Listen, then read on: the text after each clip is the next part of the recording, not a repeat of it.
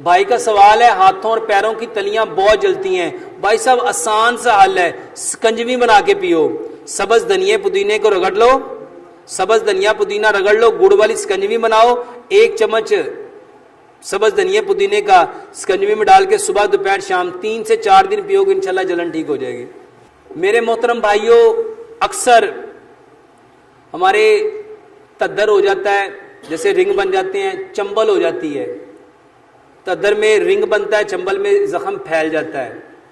ऐसी सूरत में कोई दवाई मत लो, सिंपल केला एक लो, केला आधे से ज्यादा खा लो और जो आखिरी थोड़ा सा बचे बिस्मिल्लाह पढ़ो, सूरत फातिहा पढ़ो या केला लगाओ, सुबह भी दोपहर भी शाम भी। इंशाल्लाह मैक्सिमम 5 से 7 दिनों में ठीक हो जाएगा। इसके साथ 3 चीजें और बनाओ। अदरक लहसुन पुदीने नारदाने की चटनी, ये खून को पतला करती है।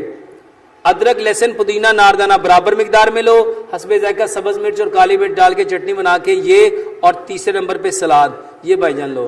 और हल्दी दालचीनी वाला दूध जो बताया अभी वो पियो।